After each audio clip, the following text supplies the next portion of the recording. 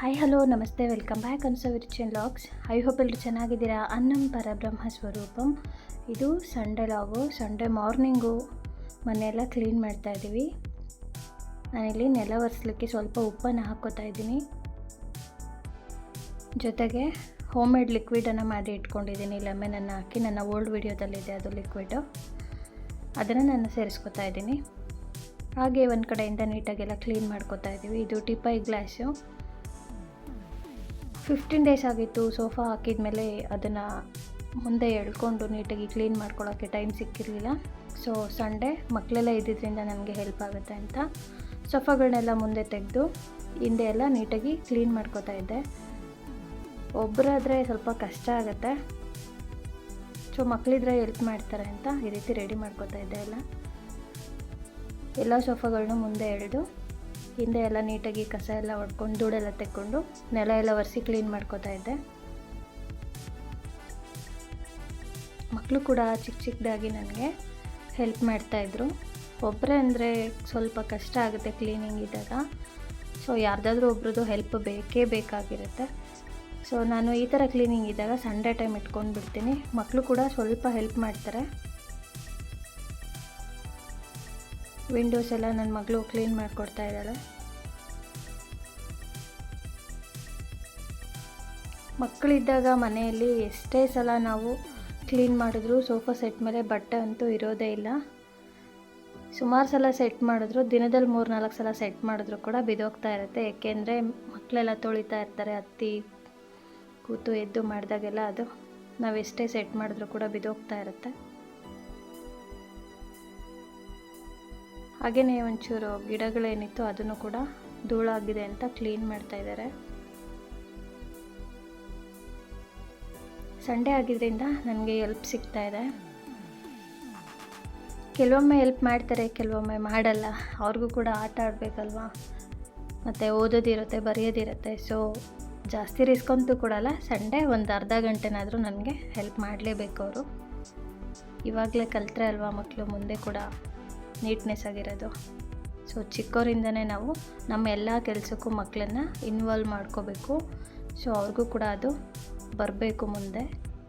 ಹಾಗಾಗಿ ಮನೆ ಅಂದರೆ ಪ್ರತಿಯೊಬ್ಬರಿಗೂ ಸಾಕಷ್ಟು ಕೆಲಸ ಇರುತ್ತೆ.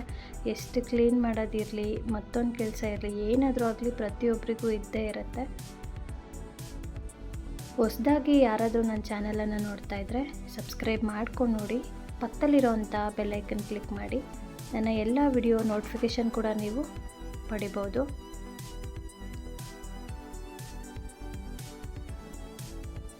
ಹಾಗೆಯೇ ಹಳ್ಳಿ ಕಡೆ ಕೆಲಸಕ್ಕೂ ಕೂಡ ಯಾರೂ ಸಿಗೋದಿಲ್ಲ. ಸೊ ಎಷ್ಟು ಕೆಲಸ ಇದ್ದರೂ ನಾವೇ ಮಾಡ್ಕೋಬೇಕು ಮನೆಯವರು.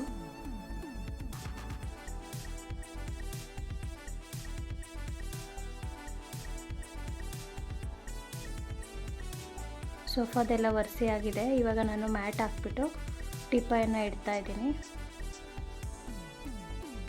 ನನ್ನ ಹಸ್ಬೆಂಡ್ ಬ್ಯುಸಿ ಇರ್ತಾರೆ. ಈ ಥರ ಯಾವುದೇ ಕೆಲಸಕ್ಕೆ ಅವ್ರ ಹೆಲ್ಪ್ ಸಿಗೋದಿಲ್ಲ ನಮಗೆ. ಸೊ ಏನೇ ಇದ್ದರೂ ನಾವೇ ಮಾಡ್ಕೋಬೇಕು.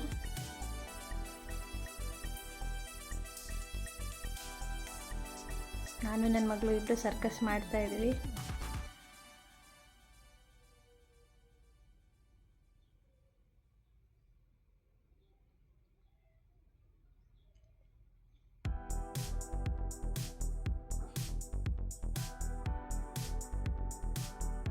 ಹಾಗೆಯೇ ಇವಾಗ ಇದ್ರ ಮೇಲೂ ಧೂಳೆಲ್ಲ ತೆಗೆದುಬಿಟ್ಟು ಗ್ಲಾಸನ್ನು ಸೆಟ್ ಮಾಡ್ತಾ ಇದ್ದೀನಿ.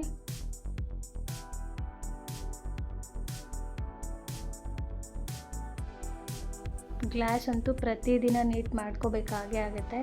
ಯಾಕೆ ಅಂದರೆ ಒಂದು ನೀರಿನ ಗ್ಲಾಸ್ ಇಟ್ಟರು ಕೂಡ ಅಲ್ಲಿ ಕರೆ ಬಂದುಬಿಡುತ್ತೆ. ಪ್ರತಿದಿನ ಅದನ್ನು ಕ್ಲೀನ್ ಮಾಡ್ಕೊಳ್ಳೇಬೇಕು ನಾವು. ಹಾಗೆಯೇ ಈ ಕಡೆ ಸೋಫಾ ಕೂಡ ಎಡ್ಕೊಂಡು ನಾನು ಕ್ಲೀನ್ ಮಾಡ್ಕೋತಾ ಇದ್ದೀನಿ. ನಾನು ಎಲ್ಲ ಕೆಲಸ ಒಟ್ಟಿಗೆ ಇಟ್ಕೊಳ್ಳಲ್ಲ, ಕಷ್ಟ ಆಗಿಬಿಡುತ್ತೆ. ಒಂದೊಂದು ದಿನ ಒಂದೊಂದು ಕಡೆ ಕ್ಲೀನ್ ಮಾಡ್ಕೋತೀನಿ. ಕಿಚನ್ದು ಅಷ್ಟೇ ಒಂದೊಂದು ದಿನ ಒಂದೊಂದು ಸೆಲ್ಫ್ನ ಫ್ರೀ ಟೈಮಲ್ಲಿ ಕ್ಲೀನ್ ಮಾಡ್ಕೋತೀನಿ. ಒಂದೇ ದಿನ ಇಟ್ಕೊಳ್ಳಲ್ಲ, ರಿಸ್ಕ್ ಆಗಿಬಿಡುತ್ತೆ. ಕರ್ಟನ್ಸ್ ಆಗಲಿ ಮತ್ತೊಂದಾಗಲಿ ನನ್ನ ಫ್ರೀ ಟೈಮಲ್ಲೇ ನಾನು ವಾಶ್ ಮಾಡೋದು ಎಲ್ಲನೂ ಸಪ್ರೇಟಾಗಿ ಒಂದೊಂದು ದಿನ ಇಟ್ಕೊತೀನಿ. ಮ್ಯಾಟ್ಸ್ ಎಲ್ಲ ಒಂದಿನ ವಾಶ್ ಮಾಡ್ಕೊತೀನಿ. ಕರ್ಟನ್ಸ್ ಒಂದಿನ, ಬೆಡ್ಶೀಟ್ ಒಂದಿನ, ಎಲ್ಲ ಸಪ್ರೇಟಾಗಿ ಯಾವಾಗ ಫ್ರೀ ಆಗುತ್ತೋ ಆವಾಗ ಮತ್ತು ನನಗೆ ಕೆಲಸ ಮಾಡೋಕ್ಕೆ ಇಂಟ್ರೆಸ್ಟ್ ಇದ್ದಾಗ ಮಾತ್ರ ನಾನು ಕೆಲಸ ಮಾಡ್ತೀನಿ. ಬೇರೆ ಟೈಮಲ್ಲಿ ನಾನು ಕೆಲಸದ ಬಗ್ಗೆ ತಲೆ ಕೆಡಿಸ್ಕೊಳ್ಳಲ್ಲ. ಯಾಕೆಂದರೆ ಇಂಟ್ರೆಸ್ಟ್ ಇಲ್ಲ ಅಂದರೆ ಆ ಕೆಲಸ ಕ್ಲೀನಾಗಿ ಆಗೋದು ಇಲ್ಲ, ಸಾಗೋದು ಇಲ್ಲ. ಸೊ ಹಾಗಾಗಿ ನನಗೆ ಇಂಟ್ರೆಸ್ಟ್ ಇದ್ದಾಗ ಅಷ್ಟೇ ನಾನು ಕೆಲಸ ಮಾಡ್ಕೋತೀನಿ. ಇಂಟ್ರೆಸ್ಟ್ ಇದ್ದಾಗ ಎಲ್ಲ ಕೆಲಸ ಪಟಾಪಟ್ ಅಂತ ಕ್ಲೀನಾಗಿ ಆಗೋಗುತ್ತೆ. ಇಲ್ಲ ಅಂದರೆ ಲೇಜಿನೆಸ್ಸು ಕ್ಲೀನ್ ಆಗೋದಿಲ್ಲ. ಇದು ಮುಂಚೆ ಮನೆ ಒಳಗಡೆ ಇದ್ದಿದ್ದಂಥ ಸೋಫಾ. ಇವಾಗ ಹೊಸ ಸೋಫಾ ತಂದಮೇಲೆ ನಾವಿಲ್ಲಿ ಸಿಟೌಟಲ್ಲಿ ಅದನ್ನು ಈ ರೀತಿ ಆರ್ಗನೈಸ್ ಮಾಡಿದ್ದೀವಿ. ಅದನ್ನು ನನ್ನ ಮಗಳು ನಾನೇ ಕ್ಲೀನ್ ಮಾಡಿಕೊಡ್ತೀನಿ ಅಂತ ಮಾಡಿಕೊಡ್ತಾ ಇದ್ದಾಳೆ. ಒಳಗಡೆ ಎಲ್ಲ ಕ್ಲೀನಿಂಗ್ ಎಲ್ಲ ಮುಗೀತು. ಹಾಗೆಯೇ ಸ್ವಲ್ಪ ಕಿಚನಲ್ಲಿ ಕೆಲಸ ಇತ್ತು, ನಾನು ಅಲ್ಲಿ ಕೆಲಸ ಮಾಡ್ಕೋತಾ ಇದ್ದೆ. ತಿಂಡಿ ಅಡುಗೆ ಅದೆಲ್ಲ ಇದ್ದೇ ಇರುತ್ತಲ್ವ.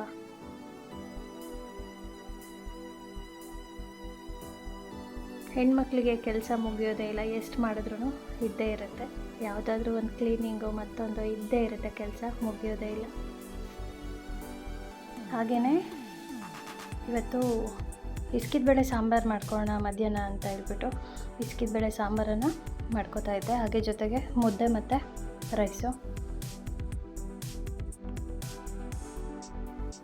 ಸಾಂಬಾರು ಕೂಡ ಆಗಿದೆ. ನನ್ನ ಮಕ್ಕಳಿಗೆ ಇದು ಸಾಂಬಾರು ತುಂಬಾ ಇಷ್ಟ. ಸೊ ಬೆಳಗ್ಗೆ ತಿಂಡಿಗೆ ನಾನು ಉಸ್ಲಿ ಮಾಡಿಕೊಂಡು ಅಕ್ಕಿ ರೊಟ್ಟಿನ ಮಾಡಿದ್ದೆ.